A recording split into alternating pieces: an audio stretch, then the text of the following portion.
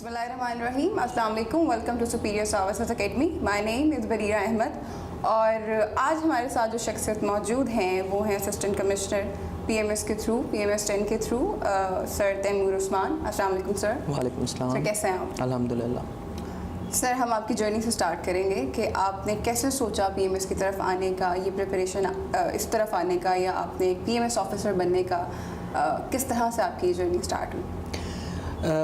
As far as my self is concern, हमारी life के अंदर हमारे स्पेसिफिकली जो सब कॉन्टिनेंट है, हमारे पेरेंट्स का बड़ा रोल होता है। हमारा जो करियर चूज़ करना है, हम सब लोगों ने ऑफ कोर्स 3 इडियट्स आपने देखी होगी, वो पैदा होते ही कहता है कि मेरा बेटा इंजीनियर बनेगा ना।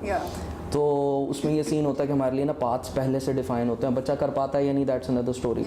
तो मेरा पाथ पहले से डिफाइंड था कि इसने बायोलॉजी रखनी है, MBBS करनी है, नहीं हुआ, दैट्स अनदर स्टोरी। फिर जब वो आई वॉज वेटनेरियन, तो जब वेटनरी साइंसेस कंप्लीट हो गया तो फिर मेरी अम्मी ने मुझे कहा कि एक काम तूने अपनी मर्ज़ी से कर लिया और एक काम जो है वो तो अब मेरी मर्ज़ी से करेगा। एंड देन शी सेड कि आप कम्पिटिटिव एग्ज़ाम्स की तरफ जाएँ। तो फिर ये वो था थोड़ा सा जिसमें फिर मैं कम्पिटिटिव एग्ज़ाम्स की तरफ से आया। इस सोच के बाद आपको कितनी हर्डल्स का सामना करना पड़ा पीएमएस क्लियर करने तक? इन आवर सोसाइटी अगर आपकी फैमिली स्ट्रेंथन नहीं है, अगर आपकी फैमिली जो है वो यू कैन से फाइनेंशियली जो है वो बहुत अपर लेवल पे नहीं स्टे कर रही, तो फिर आप अगर एक मिडिल क्लास बॉय हो तो आपको बहुत ज़्यादा स्ट्रगल्स का सामना करना ही पड़ता है।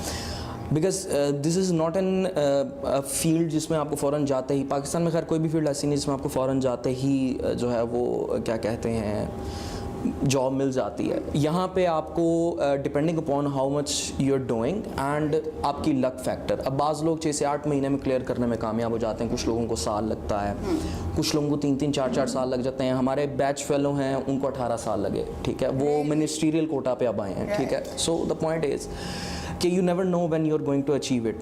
तो उसके दौरान आप बहुत सारी जो है ना वो सेटबैक्स देख रहे होते हो, आप बहुत ज़्यादा प्रॉब्लम्स देख रहे होते हो। अगर आपके साथ फाइनेंशियल कोई चीज़ अटैच है, आपने फैमिली को सपोर्ट करना, वो एक और बड़ी प्रॉब्लम है। फिर आप एक साइकोलॉजिकल डिफरेंस देख रहे होते। एक चीज़ तो ये कि आपके साथ आपके फ्रेंड्स का जो है ना वो क्या कहते हैं एलोकेशंस हो रही होती हैं, आपकी नहीं होती बाज़ दफ़ा। उसमें फिर वही 3 इडियट्स वाला सीन आता है कि दोस्त फेल हो जाए तो दुख होता है, फर्स्ट आ जाए तो ज़्यादा दुख होता है। तो दूसरा सिनेरियो ये होता है कि आपके इर्द गिर्द जो दूसरे लोग होते हैं, लाइक आप डिग्री पास, मैं वेटनेरियन हूँ, अब पास करके आप आए हैं डिग्री, मेरे जूनियर्स के जो जूनियर्स हैं वो भी MPhil या 80,000 पे के ऊपर जॉब्स कर रहे होते थे। And I was just coming here to the academy and just preparing things for my next exam. तो ये चीज़ें जो है ना ये आपको बहुत ज़्यादा जो है, एक तो क्या कहते हैं तकलीफ भी हो रही होती है आपको, दूसरी बात है कि इटसेल्फ दीज आर हर्डल्स। फिर आपके ना क्या कहते हैं मज़ीद हर्डल्स क्रिएट होती हैं, क्योंकि जब आप अपनी डिग्री से दूर होते जा रहे हो तो आपके अपने सेक्टर के अंदर आपकी जॉब करना काफ़ी मुश्किल हो जाता है, ठीक है। तो ये चीज़ें जो हैं ये मिलके जो हैं काफ़ी ज़्यादा जो हैं वो आपके हर्डल्स में रोल प्ले करते हैं। एंड इनफैक्ट फिर रिलेटिव्स तो होते ही है ना हर किसी के, तो वो चीज़ जो है वो भी काफ़ी रोल प्ले करती है उसमें। तो क्या आपको इस पूरे जर्नी में आपको कैसे मोटिवेशन मिली, आप कैसे मोटिवेटेड रहे? एक चीज़ जो मैं डिस्कस करता होता हूँ, मैंने अपने इंटरव्यू के दौरान भी ये बात की थी कि आपकी जो सेल्फ़ रिस्पेक्ट है ना वो बहुत ज़्यादा रोल प्ले करती है इसमें। एक सेल्फ़ रिस्पेक्ट और एक आपकी ईगो, ये आपकी बहुत, I know people would say कि ईगो कहाँ से आ गई। ईगो इस लिहाज से कि यार अभी एक चीज़ शुरू की है ना तो उसको ख़त्म करना है, बीच में नहीं छोड़ना। ये ईगो आपकी इस लेवल पे होनी चाहिए, आपकी सेल्फ़ रिस्पेक्ट इस लेवल पे होनी चाहिए कि यार ये जो लोग मुझे मॉक कर रहे हैं मैं इनसे कैसे हार जाऊँ, ये जो मुझे मॉक कर रहे हैं इनसे कैसे।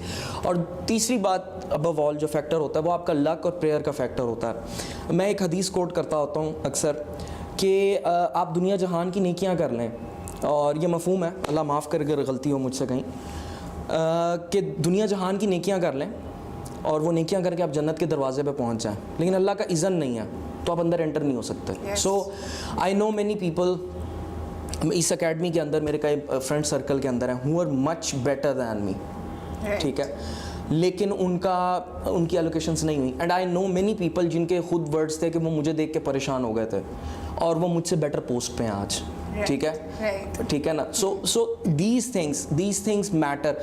आपकी लक फैक्टर, वो जो एक जो होता है ना अल्लाह ताला के इज़्ज़न का फैक्टर, वो बहुत मैटर कर रहा होता है बीच में, तो वो चीज़ होती है साथ। सर बेसिकली ये स्टार्ट से पीएमएस ही था और you are going for CSS?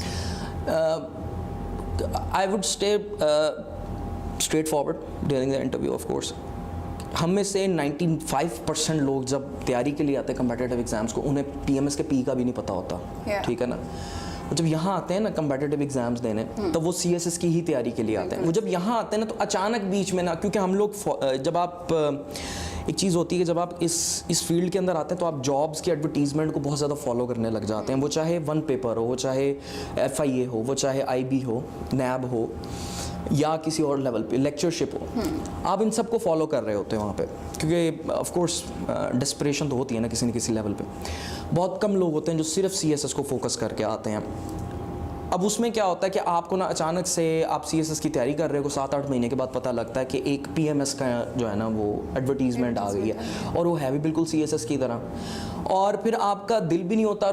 In fact in my case, if I narrate it correctly, I remember 27 नवंबर 2017 आखिरी डेट थी PMS के लिए अप्लाई करने की, जो मेरा पहला PMS था जिसका मेरा रिटन क्लियर हुआ था, और मेरा दाखिला भरने का कोई इरादा नहीं था। मेरे दोस्त ने मुझे फ़ोन करके कहा था मैं तेरा दाखिला भर रहा हूँ और तूने आके जो है वो बाद में मुझे पैसे दे देंगे। मैं फिर उसके पास गया और उसने फिर मेरा दाखिला जो है वो भरा, और वाकई मेरा पहला रिटर्न क्लियर हो गया PMS का। सो द पॉइंट इज़ कि PMS कोई भी जहन में रख के, बहुत रेयर लोग होते हैं, या वो मिनिस्ट्रियल वाले होते हैं, या बहुत रेयर लोग होते हैं जिनको उसका पता भी होता है और जो वो जहन में रख के आते हैं। इनफैक्ट हमारी सोसाइटी में तो लोगों को CSS का भी नहीं पता होता, वो सिर्फ नाम सुनते हैं और किसी को नीली बत्ती वाली डबल कैबिन डाले में जाते हुए देख के तो उनको लगता है कोरोना से ज़्यादा CSS फैला हुआ है। कोरोना से ज़्यादा CSS फैला हुआ है। You are right about that, because of the fact that कि हमारे यहाँ जो प्रॉपर प्रोफेशनल सेक्टर्स हैं वहाँ पे जॉब्स नहीं हैं, ठीक है। हमारे बैच में 80 का बैच है, आधे लोग इंजीनियर हैं। Now I'm not saying कि मैं एक मॉक नहीं कर रहा किसी को, I'm just saying कि सैचुरेशन इतनी हो गई है कि क्या कहते हैं, वो लोग इधर आ रहे हैं। हम 4 वेटनेरियंस हैं, सॉरी हाँ, हम लोग 4 वेटनेरियंस अपने बैच में, हमारे डॉक्टर्स पता नहीं कितने सारे हैं। आप हर दफ़ा CSS उठाएं, आपको मेजर पोस्ट्स के ऊपर डॉक्टर्स नज़र आएंगे। Why is it so? ये तो क्रीम हुआ करती थी। MBBS में ना, आई स्टिल रिमेंबर कई बच्चे खुदकुशी कर लिया करते थे MCAT क्लियर ना होने पे। Things like this happened in our society. तो आज ऐसा क्या हुआ कि लोग MBBS छोड़ के कंपेटिटिव एग्जाम्स की तरफ आ रहे हैं? उन्होंने तो अपना ख्वाब अचीव कर लिया था, ठीक है। वो क्या है कि सैचुरेशन इतनी है कि आजकल वाकई ही CSS कोरोना से ज़्यादा फैला हुआ है, ठीक है ना। तो वो you can't help it. In fact आगे चल के मेरा ख्याल है, but I think is that I am not saying anything bad about it, मुझे यही लगता है कि CSS PMS का भी वही हाल होने वाला जो आज इंजीनियरिंग का हाल है आजकल के दौर में, या क्या कहते हैं दूसरे सेक्टर्स का, MBA का हाल है जो आजकल कि आप डिग्रीज करके लोग निकल रहे हैं सैकड़ों और हज़ारों के हिसाब से, और जॉब्स नहीं मिल रही। तो वो थोड़ा सा सिनेरियो जब वो डेवलप हो रहा है वाकई। अच्छा सर, आपका PMS है, तो PMS और CSS में जो एक मेजर डिफरेंस है वो उर्दू का होता है, तो आप थोड़ा सा बताइएगा कि उर्दू को हम किस तरह से देखें और कितना। अच्छा, बात ये होती है कि ना मेरे पास जब स्टूडेंट्स आते हैं ना, तो उनका आगे पहला सवाल ये होता है, उनको इंग्लिश प्रेसी। अब द थिंग इज़ कि यहाँ पे भी इंग्लिश का एसे या यू कैन से क्या कहते हैं दूसरे सब्जेक्ट्स उतने ही मुश्किल होते हैं। GK एक इंतहाई मुश्किल सब्जेक्ट है PMS के अंदर, even more difficult, equivalent to English precis in CSS, उसी लेवल का वो डिफ़िकल्ट होता है। लेकिन उनको ज़्यादा टेंशन उर्दू की होती है, सर उर्दू कैसे करेंगे। हमारे यहाँ सोसाइटी में एक चीज़ की जो कमी है वो ये है हमारी स्टडीज़ के अंदर कि एक तो हम लोग जो हैं वो क्या कहते हैं, आजकल जो जनरेशन आ रही है, हमारे बाद की जो जनरेशन है, ये तालीम याफ्ता नहीं, थोड़ी सी तालीम ज़्यादा है, ठीक है। इन अ सेंस कि इनको रट्टे लगवाए जाते, क्रैमिंग हो रही है बहुत ज़्यादा, हर चीज़ में क्रैमिंग। और दूसरी बात ये कि उर्दू में भी फिर उसी लिहाज से वही उनको क्रैमिंग हो रही है, उनको उर्दू सिखाई नहीं जाती, उनको उर्दू क्रैम करवाई जाती है, ठीक है। पहली बात ये होगी। दूसरी बात है फिर 8-8 साल वो लोग उर्दू नहीं पढ़ते, ठीक है, 5 साल 6 साल वो उर्दू नहीं पढ़ रहे, और जब वो इधर आते हैं तो उनको बड़ी परेशानी होती है कि सर उर्दू कैसे करनी। उसका सिंपल वे है कि जिस तरह से आप इंग्लिश प्रेसी को लेते हो, आप प्रैक्टिस करते हो इंग्लिश प्रेसी की प्रैक्टिस होती है, पेपर तो अनसीन होता है, आप प्रेसी की प्रैक्टिस करते हो, आप हफ्ते में 2 प्रेसिस कर रहे हो, 3 प्रेसिस कर रहे हो, 4 प्रेसिस कर रहे हो। उर्दू की भी उसी तरह प्रैक्टिस है, आपने लिखना है ज़्यादा से ज़्यादा।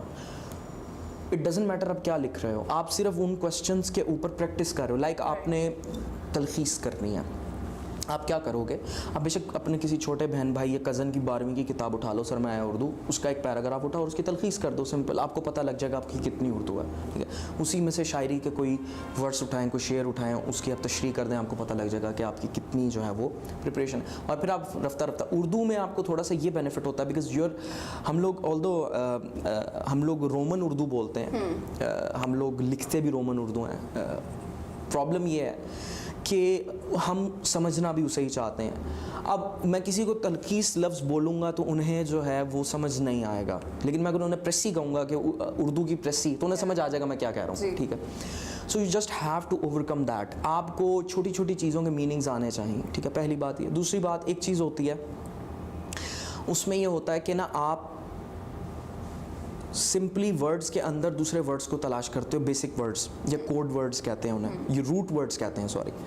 अब क्या होता है, तलखीस को अगर आप पढ़ें तो उसमें आपको खुलासे की सेंस आएगी, ठीक है। अगर आप क्या कहते हैं दूसरे इस तरह के वर्ड्स पढ़ें तो उनको आपको डिफरेंट वर्ड्स जो हैं वो क्या कहते हैं उसमें बीच में आपको मिलेंगे, ठीक है ना। आप सिंपल उन वर्ड्स को तलाश करके उन वर्ड्स का मीनिंग जो है वो ड्राइव कर सकते हो वहाँ से, ठीक है ना। और क्या कहते हैं उससे आपके लिए आसानी हो सकती है। तो उर्दू का थोड़ा सा ये सिनेरियो है कि you just have to practice Urdu. आपके अंदर वो जैसे कहते हैं ना साइकोलॉजी में आपका कॉन्शियस, सबकॉन्शियस और अनकॉन्शियस, तो वो आपके सबकॉन्शियस में कहीं ना कहीं मौजूद है Urdu. You just have to bring it up again, क्योंकि हम उर्दू बोलते रहते हैं, तो उससे यही होता है कि हम थोड़ी सी प्रैक्टिस करें तो उसकी जो है एक्सरसाइज करें थोड़ी सी, तो वो दोबारा से वापस आ सकती है। It's not very difficult. Alright, so you are basically saying कि जो लोग ये कहते हैं कि हम उर्दू की वजह से पीएमएस को नहीं देते ख़ास तौर पे, या उर्दू की वजह से हम स्कोरिंग सब्जेक्ट्स नहीं उठा रहे होते, जो फॉर एग्जांपल पंजाबी और इस तरह से, तो वो लोगों को ये मिसकंसेप्शन है, ऐसा नहीं है? Yes, Urdu is a very you can say easy subject when you practice it, ठीक है, when you do keep it on your hands, ठीक है। उर्दू जब तक आप उसकी क्या कहते हैं मश्क करते रहेंगे, उर्दू कोई इतना मुश्किल जो है वो मजमून नहीं है, ठीक है। There are difficult things in PMS to be more precise, जैसे कि जनरल नॉलेज है, ठीक है। लोग क्या करते हैं, लोग जनरल नॉलेज नहीं, लोग उर्दू की वजह से छोड़ देते हैं, which is I would rather say is ironic, because हम लोग जो हैं एक बड़ा बुरा फैक्टर है हमारी सोसाइटी के अंदर। हमारे जो अक्सर सोसाइटी है उसके अंदर लोगों को ना ये कहा जाता है कि आप अपनी मदर लैंग्वेज अगर वो बोलता है ना तो वो पेंडू है, ठीक है। अपनी रीजनल टंग अगर वो बोलता है तो वो पेंडू है, ठीक है ना।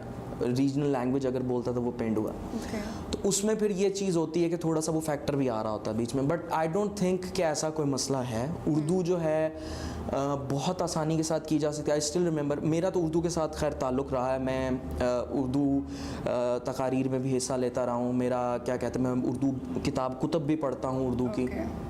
मुश्ताक यूसुफ़ी साहब की किताबें भी मैं पढ़ता हूँ, उनकी सबसे मुश्किल उर्दू लगती है मुझे। तो क्या होता है कि मैंने सिर्फ अपनी मेरी जो मैम थी, मैम अफीफ़ा, वो क्लास के अंदर थी, तो उनको मैंने एक शेर लिख के ना उसकी तशरीह करके दिखाई, तो उन्होंने मुझे उसी टाइम कहा था, हालांकि मैंने भी 8 साल से उर्दू नहीं लिखी थी, मैंने सिर्फ लिख के दिया। उन्होंने कहा तुम्हारी उर्दू ठीक है, एंड अल्हम्दुलिल्लाह मैंने 69 स्कोर कर लिया था, ठीक है। Without I am not saying, अब मैं यहाँ पे ये आप लोगों के सामने जो है वो ब्रैगिंग नहीं करूँगा, मैंने तो तैयारी नहीं की, मैंने तो 2 महीने के अलावा पढ़ा नहीं, ठीक है। तो उसमें यही बात होती है कि नहीं प्रैक्टिस की थी, उसकी मश्क की थी, इट इवेंचुअली पेड ऑफ, लेकिन ज़्यादा नहीं की थी क्योंकि मेरा ताल्लुक़ था उर्दू से। आपको सिर्फ ताल्लुक़ बनाने की ज़रूरत है, सब कुछ हो जाता है। राइट सर, पेपर प्रेजेंटेशन के बारे में आपका क्या कहना है? मेरा ये कहना है पेपर प्रेजेंटेशन के बारे में कि बाज़ दफ़ा आपका मटेरियल जो है वो इतना अच्छा नहीं होता, लेकिन आपका पेपर की जो आपकी प्रेजेंटेशन होती है वो आपका पेपर पास करवा देती है। ये मेरा पर्सनल एक्सपीरियंस है, मेरे साथ एक दफ़ा हो भी चुका है, तो मैं तो उस सेंस में कहूँगा आपका पेपर इस तरह का होना चाहिए कि एग्ज़ामिनर, देखिए बाज़ दफ़ा एग्ज़ामिनर के पास ज़्यादा टाइम नहीं होता, ज़्यादा वक्त नहीं होता, तो वो अगर आपने एक पेज के ऊपर या 3 पेजेस के ऊपर सिर्फ ब्लू बॉल पॉइंट से सब कुछ लिखा हुआ है, वो उसको इतना इंटरेस्ट नहीं करेगा, उसको इंटरेस्टिंग नहीं लगेगा वो, ठीक है। अगर आपने उसको प्रेजेंट ऐसे किया हुआ है कि एटलीस्ट वो आपकी हेडिंग्स पे भी तवज्जो दे लेता है paper check, now not saying वो सिर्फ हेडिंग्स चेक करता है, आई एम जस्ट सेइंग कि अगर वो हेडिंग्स पे भी तवज्जो दे लेता है आपकी पेपर की, तो वो आपको बहुत ज़्यादा रोल प्ले कर जाता है। और जब आपकी चीज़ एक ऑर्गेनाइज्ड वे में उसके सामने आती है तो वो उसको ज़्यादा अप्रिशिएट ही करता है, क्योंकि आपने उसके लिए आसानी कर दी है। उसको चीज़ें ढूंढने के लिए पूरा पेपर जो है वो छानने की ज़रूरत नहीं है, उसको आपने चीज़ पेश कर दी है प्लेट में। अब चाहे वो गलत है या ठीक है, वो एक और डिबेट है। आपने उसको प्लेट में पेश कर दिया चीज़, और बाज़ दफ़ा वही चीज़ पे ऑफ कर जाती है। तो उसमें यही इन माई ओपिनियन 8 से 10 नंबर सिर्फ प्रेजेंटेशन के ही होते हैं पेपर के अंदर। अब आप खुद देख लें कि आपके ये जो 8 से 10 नंबर हैं कितना मैटर करते हैं आपके पेपर में। सही। पीएमएस के बाद आपके सोशल सेटअप में क्या डिफरेंस आया? देखिए मैं फिर यहाँ पे वही बात करूँगा, अगर तो आप मिडिल क्लास फैमिली से हैं तो आपके रिश्तेदार सबसे पहले बहुत अच्छे हो जाएंगे आपके साथ। दूसरी बात ये कि आपके वो दोस्त नहीं कहेंगे, आपके फेलोज़ जिन्होंने आपको पिछले 10 सालों में ये नहीं पूछा भाई आप जिंदा हो या मर गए, उनके मैसेजेस आना शुरू हो जाएंगे आपको, और फिर वो आपको ऐसे ऐसे वादे याद करवाएंगे जो आपने कभी नहीं किए होंगे ज़िंदगी में। जिनमें से एक वादा ये भी होगा कि भाई तूने वादा किया था तो मेरी जॉब लगवाएगा, ठीक है। अब इंसान सोचता है कि मैंने मैट्रिक में कभी ये वादा नहीं किया था कि मैं तुझे ट्रीट दूंगा, तो आप जॉब लगवाने का वादा कैसे कर सकते हैं किसी के साथ। तो एक सोशल सेटअप जो है वो आपके लिए बहुत डिफरेंट हो जाता है। फिर ये है कि आप जो हो क्या कहते हैं, you have to pay attention towards your own social appearance also, ठीक है ना। मैं यूनिवर्सिटी जाता था, एक जीन्स टी शर्ट में 5 दिन पूरे कर लेते थे, आज आपको हर रोज़ डिफरेंट शूटिंग करनी पड़ती है। So what I am saying है, you like doing it? Who doesn't? The point is who doesn't? The thing is कि आपका खुद का social, I am just give an example, doesn't mean मैं यहाँ पे कुछ चीज़ जो है वो शो करने की कोशिश, आई एम जस्ट सेइंग कि आपका अपना स्टैंडर्ड भी डिफरेंट हो जाता है और लोगों का स्टैंडर्ड भी डिफर कर जाता है। This is the story. Alright. अच्छा ये बताइएगा कि कब एस्पिरेंट्स को ये सोचना चाहिए कि हमें CSS या PMS की तरफ आना चाहिए? मैं यहाँ पे ना थोड़ी सी इसमें तमहीद बांधूंगा। हमारी सोसाइटी में जो हमारी जनरेशन और जो नई यंगर जनरेशन है, वी जस्ट वाना become famous without doing anything ना। तो हम लोग इंस्पायर भी जल्दी होते हैं। हम लोग किसी को, फिर वही बात करूँगा, डबल कैबिन डाले में जाते हुए देख लें, ग्रीन नंबर प्लेट और नीली बत्तियों पर हम लोग इंस्पायर बहुत हो जाते हैं। ये नहीं पता कि रात 1 बजे भी छापा मारना पड़ जाता है कई दफ़ा नींद तोड़ के, ठीक है। ये चीज़ बहुत मैटर करती है। You have to understand what you are aspiring for. आपको सबसे पहले ये पता होना चाहिए कि आप एस्पायर क्या चीज़ कर रहे हो, ठीक है। And it's not a bed of roses, ठीक है, it's a path full of thorns, ठीक है। पहली बात तो ये। दूसरी बात ये कि ठीक है आपने डिसीजन ले लिया, आपने करना है। अब यूजली 90% तो लोग वालिदैन की ख्वाहिश की वजह से ही करते हैं, जैसे कि मैं था, ठीक है। कई लोग जो हैं उनको वाकई ही शौक होता है। I personally know those people जिनको वाकई शौक होता है और वो करते हैं वो। उसमें सिनेरियो ये है कि आप सबसे पहले अपनी डिग्री पे कंप्रोमाइज़ ना करें, because you have to have 14 years of education, 2nd grade या B grade, ठीक है। उसमें सीन यही है कि आप पहले अपनी डिग्री के ऊपर फोकस करो, आप अपनी डिग्री को फुलफ़िल करो, अच्छे मार्क्स लो, B लो, 3.3 CGPA से ऊपर होनी चाहिए if you are from university semester system. वो करके, और उस दौरान 7वें 8वें सेमेस्टर के अंदर हमारे यहाँ प्रॉब्लम ये है कि हम लोग जो हैं, हमारा करंट अफेयर से कोई ताल्लुक़ नहीं होता, हमारा न्यूज़ से कोई ताल्लुक़ नहीं होता। हमें न्यूज़ सिर्फ जो है वही जो रात को अब्बू जियो पे लगा लें वो पर लगती है, या उसके अलावा हम चैनल्स पे ड्रामे देखने हो तो उसके अलावा हम कुछ नहीं करते टीवी पे, ठीक है, टीवी के साथ। सो द पॉइंट इज़ कि आप अपना थोड़ा जो है वो अपना एक जिसे कहते हैं ना इर्द गिर्द का एनवायरनमेंट, उसका इन्फॉर्मेशन लेना शुरू करो। आप न्यूज़ देखा करो, ऐसे न्यूज़ चैनल्स जिसके ऊपर पहले तो वो अनबायस्ड हो, ठीक है, पहली बात। दूसरी बात ये कि आप उनके ऊपर एम्फसाइज जो है वो जो इलेक्शंस और पॉलिटिशियंस एक दूसरे पे तनकीद कर रहे हैं उससे हट के जो चीज़ें हैं उन पे एम्फसाइज। लाइक फॉर एग्जांपल जिस टाइम ये इंटरव्यू जा रहा है, इस टाइम टर्की में आग लगी हुई है जंगलात के अंदर। Now you have to know that कि वो आग लगी हुई, ज़रूरी नहीं कि आपको पूरा पता हो कि टर्की किस एरिया में आग लगी हुई है, जस्ट हैव टू नो कि टर्की में आग लगी हुई है एंड वाई, ग्लोबल वार्मिंग। ये 2 चीज़ें आपको पता होनी चाहिए, ठीक है। उसके लिए आप न्यूज़ देखोगे, इस तरह की चीज़ें बिल्डअप करना शुरू करो। फिर अब वी हैव, इस बात को मैं बिल्कुल भी डिनाई नहीं करता कि vocabulary and your English plays a vital role in it, but you have to understand one thing. आपने वहाँ जाके ये प्रूव नहीं करना कि आप विलियम शेक्सपियर के रिश्तेदार हो. Right. आपने वहाँ पे जाके ये प्रूव करना है कि पेपर में जो कुछ लिखा हुआ वो आपको समझ आ रहा है. आपकी वोकैबुलरी इसलिए ज़रूरी है. आपकी वोकैबुलरी इसलिए ज़रूरी नहीं कि आप इम्प्रेस कर सको एग्जामिनर को. ठीक है. सो आपकी जो वोकैबुलरी है वो डेवलप होनी चाहिए. वो कैसे डेवलप करनी, वो आप ये है कि 7वें 8वें सेमेस्टर में आप जो हो, डिपेंडिंग अपॉन द डिग्री, कुछ 10 सेमेस्टर्स की होती है, कुछ 8 सेमेस्टर्स की होती है. अब अपनी उस डिग्री के एंड से पहले आप क्या हो कि आप डॉन पढ़ना शुरू कर दो, या इंग्लिश चैनल्स जो हैं लाइक अल जज़ीरा है, CNN है, BBC है, DW है, डॉयचे वेले जर्मनी का, इनको फॉलो करना चाहिए. हमारे यहाँ केबल्स पे आखिर पे ये चैनल्स आ रहे होते हैं. ठीक है. So you just have to go from them. अब उसमें ये ज़रूरी नहीं कि आप न्यूज़ ही देखो, आप BBC अर्थ भी देख सकते हो, आप BBC 1 भी देख सकते हो. आप क्या कहते हैं, मैं पर्सनली ये करता हूँ. मुझे 2012 के अंदर लैपटॉप मिला था, चीफ मिनिस्टर वाला जो लैपटॉप होता है. तो मैंने 2 काम उस पर बहुत किए. एक मैंने असाइनमेंट्स बहुत बनाई और दूसरा मैंने उसमें मूवीज़ बहुत देखी हैं. ठीक है ना. English movies specifically British actors की जो होती हैं और seasons, they play a very big role in your English development. मेरी इंग्लिश जो स्पोकन इंग्लिश की कैपेबिलिटीज़ हैं, if I give the credit to these movies and seasons then it won't be wrong. Right. Wouldn't be wrong कि अगर मैं उनको दे दूँ, because मेरी इंग्लिश डेवलप करने में इन चीज़ों का बहुत रोल है. Right. Because when you are listening to it you are grabbing it more, when you are watching it you are grabbing it more, और इससे आपका प्रोनाउंसिएशन जो है वो भी बहुत अच्छा डेवलप हो जाता है. सो ये चीज़ें जो है मैटर करती हैं. तो आप ये चीज़ें करें. ठीक है. और हिंदी डबिंग के साथ बिल्कुल नहीं देखनी. ठीक है. वो एक कैंसर है, अल्लाह माफ़ करे, और वो नहीं करना. अच्छा, तो ये चीज़ें जो हैं ये आपने स्टार्ट करनी है. ठीक है. आपने इन चीज़ों से स्टार्ट लेना है and eventually you will reach at a level जहाँ पे आपको इंग्लिश की अंडरस्टैंडिंग आना शुरू हो जाएगी. जब इंग्लिश की अंडरस्टैंडिंग आना शुरू हो जाए then you are at a level that you can start it. But still degree complete होने से पहले, 2 कश्तियों का सवार हमेशा डूब जाया करता है. डिग्री कंप्लीट होने से पहले बहुत ज़्यादा आपको एस्पायरेशन आ भी रही है तो उसको अपने ऊपर हावी नहीं होने देना. This is my opinion. Alright. When it comes to CSS, आप देयर इज दैट कॉन्सेप्ट कि आपको 7 to 8 months की प्रिपरेशन एटलीस्ट चाहिए भी होती है. तो PMS में भी ऐसा ही है, आपको इतना ही टाइम रिक्वायर्ड होता है या ये थोड़ा जल्दी हो जाता है? मैं यहाँ पे ना मेरा थोड़ा डिफरेंट पॉइंट ऑफ व्यू है. Preparation doesn't depend upon the type of exam you are giving.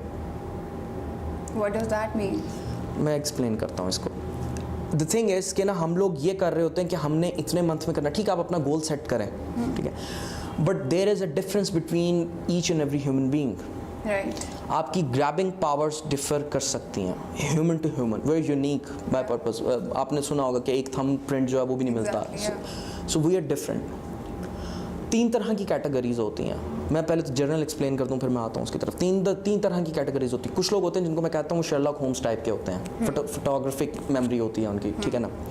वो लोग 6 से 8 महीने में भी कर जाते हैं. ठीक है. कुछ लोग होते हैं जो मेरी तरह के मीडियोकर होते हैं. ठीक है. उनको साल लग जाता है. ठीक है. मुझे साल लगा था प्रिपरेशन में. ठीक है. कुछ लोग होते हैं जो बहुत डिले करते हैं ग्रैब करने में. उनको जब तक एक चीज़ कंप्लीटली घोल के पिला ना दी जाए उनको समझ नहीं आती. उनको सुपरफिशियल, यानी कि उनकी ना दे आर बैड एट गेसिंग थिंग्स और फॉरवर्ड क्या है वो उनको थोड़ा समझने में. दैट डजंट मीन वो लोग कर नहीं सकते. But these people take more time. उनको 2 साल भी लग सकते हैं प्रिपेयर होने में टोटली. ठीक है. तो ये 3 चीज़ें. फिर एक चीज़ होती है जो होती है आपकी इनर विल पावर, आपकी बोल्डनेस. बोल्डनेस हमारे यहाँ ये लिया जाता है कौन कितनी गालियाँ निकालता कन्वर्सेशन में. That's but boldness means. ठीक है ना. ये बोल्डनेस यही समझा जाता है हमारे मुल्क के अंदर कि स्पेसिफिक किस्म की जो अब्यूज़ हैं वो कितनी दफ़ा यूज़ की जाती हैं कन्वर्सेशन के बीच में. This is not boldness. Boldness is to express yourself. This is what boldness is. ठीक है. आप कितने बोल्ड हो ये बड़ा मैटर कर रहा होता है. आई नो पीपल जो एग्जामिनेशन हॉल में जाते हैं घबरा के पेपर दिए बगैर वापस आ जाते हैं क्योंकि चांस ज़ाया नहीं होता. अगर आप अटेंडेंस ना लगाएं तब तक चांस ज़ाया नहीं होता. ये बात एक क्लियर हो गई. चलो, लोग उठ के आ जाते हैं वापस. ठीक है ना. Which is lack of being bold. Boldness की कमी है. ठीक है. बेजिगरापन जैसे कहते हैं उर्दू में. ठीक ये इस चीज़ की कमी है. ठीक है ना. ये चीज़ बड़ी मैटर कर रही थी. अब वो 6 महीने बाद आ जाए, वो 3 साल बाद भी ना है, वो भी मैटर कर रही थी. अब PMS का जहाँ तक सवाल है, PMS और CSS जो हैं वो दोनों इक्वलेंट ही हैं बिकॉज दोनों के 12 सब्जेक्ट्स हैं. दोनों के 1200 मार्क्स हैं, 12 पेपर हैं, सिर्फ स्केड्यूल का फ़र्क होता है। CSS 6 दिन में 12 पेपर हो जाते हैं, PMS के 10 दिन में 12 पेपर होते हैं, तो वो थोड़ा डिफरेंस होता है उसमें, ठीक है। उसके अलावा कोई इतना फ़र्क नहीं होता। पेपर्स उसी तरह हैं। जो PMS मैंने पास किया था उसमें मैं फ़खर से तो नहीं गया था डेफिनेटली, उसमें तकरीबन कोई 13,000 में से सिर्फ 138 लोग पास हुए थे, रिटन में क्लियर हुए थे, ठीक है। अब ये CSS से भी कहीं गुना कम परसेंटेज है, ठीक है ना। CSS में कम से कम भी 200-250 लोग पास हो जाते हैं। Now I am not saying कि PMS CSS से ज़्यादा मुश्किल है, आई एम जस्ट सेइंग कि it differs, at the same point it is similar. आपकी तैयारी जो है वो उतनी ही होनी चाहिए, बिकॉज बाज़ ऑफ तो सब्जेक्ट्स भी सेम ही है ना, तो आपकी तैयारी भी उतनी ही सिमिलर होनी चाहिए जितनी आप CSS के लिए कर रहे हो, ठीक है ना। तो वो मैटर नहीं करता कि आप थोड़ा टाइम PMS को दे लोगे तो आप पास कर जाओगे, नहीं, सही, उतना ही डिफ़िकल्ट है। उन्होंने CSS की जो प्रेसी है उसको बैलेंस कर दिया GK के पेपर के साथ। खैर ये जो 2020 का PMS हुआ उसमें तो प्रेसी के अंदर ही मेरा ख्याल है को 15 to 20% रिजल्ट है सिर्फ, ठीक है, और GK में थोड़ा ज़्यादा है। मेरी बारी essay में बहुत कम रिजल्ट था, लोग 25% रिजल्ट था सिर्फ, ठीक है। लोग बहुत ज़्यादा स्कोर्स में लोग फेल हुए थे, ठीक है। तो सिमिलर ही तैयारी होती है, सिमिलर ही पैटर्न होता है, पेपर होते हैं, ठीक है। इट डजेंट मैटर कि कितना डिफरेंस है। टाइम ड्यूरेशन कितना लेते हैं कंपैरेटिवली? थोड़ा कम टाइम आपको लग सकता है PMS की प्रिपरेशन में, या इट्स जस्ट? मैंने वो बात कर दी है ना आपको कि PMS और CSS जो हैं बहुत से लेवल पे सिमिलर हैं। ऑलराइट, ठीक है। तो 2021 वालों के लिए जो PMS के लिए प्रिपरेशन कर रहे हैं उनके लिए आपका क्या मैसेज होगा? उनके लिए मेरा जो मैसेज है उसमें 3 पॉइंट्स हैं मेन, ठीक है। Work hard, of course, endure, मुश्किलात आएंगी, ठीक है, पर्सनल हो, फैमिली लेवल पे हो, सोशल लेवल पे हो, स्टडी लेवल पे हो। नंबर 3, लक के बगैर आप कुछ नहीं कर सकते। सो ये 3 चीज़ें जब आपके फेवर में होंगी तो आप एग्ज़ाम करोगे। पहली आप खुद करोगे, दूसरी भी आप खुद करोगे, तीसरे के लिए आपने दुआ करनी है। That's it. Okay, sir, thank you so much. It was a nice conversation.